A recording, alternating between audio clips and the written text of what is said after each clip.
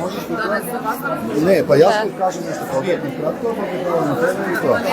Оливер, можеш да дојдеш тука? Добро. Епа, добар ден, добро дојдовте на уште една активност која еве некако спонтано, не би кажал случајно, е во рамките на оној серијал на предавања на обуки кои што го правиме во различни формати на тема АИ образование. Почнавме со една обука, уште можеби тамо некаде пред година дена. Последната беше предавање на професорот Сашо Коцевски за вештачката интелигенција и нејзината употреба во образованието. Денеска имаме обука за софтвер, за алатка која помага на наставниците во планирањето на нивните активности. Факултетот за образовни науки, како што реков, се вклучува ги инициира овие активности за најновите трендови во образованието, кои што ја вклучуваат и вештачката интелигенција и употребата на најсовремените технологии. Тоа е тренд кој што факултетот, а и современото образование сакало некело мора да го следи. Благодарам повеќе за тоа што подразбира оваа алатка од авторите кои што ќе ви дадат исто така кратка изјава. Ви благодарам. Јас сум Милена Унчевска-Агер, редовен професор на Филолошкиот факултет Блажа Коневски во Скопје.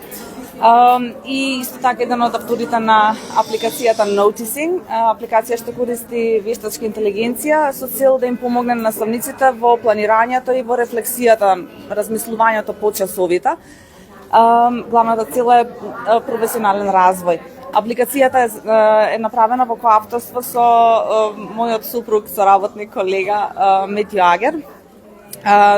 Тој ја дизајнираше апликацијата, а педагошката подлога ја обезбедивме заедно, бидејќи сметаме дека употребата на алатките што користат вештачка интелигенција вон контекст може да биде проблематична за наставници, бидејќи не може да претпоставиме дека авторите на моделите што користат вештачка интелигенција ја зеле педагогијата предвид која ги развивале тие алатки.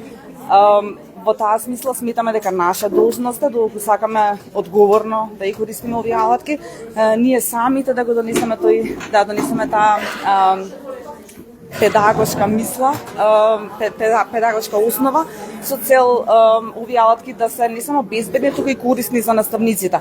Денес, например, наставниците се донесуваат сопствени планови за час, кои што ќе ги рафинираат со употреба на вештачка интелигенција. Не веруваме дека вештачката интелигенција може магично да произведе наставни планови вон контекст.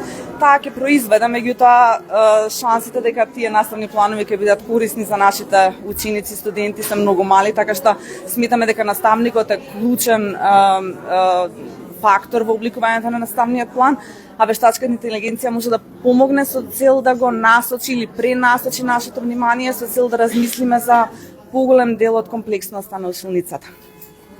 Благодарам.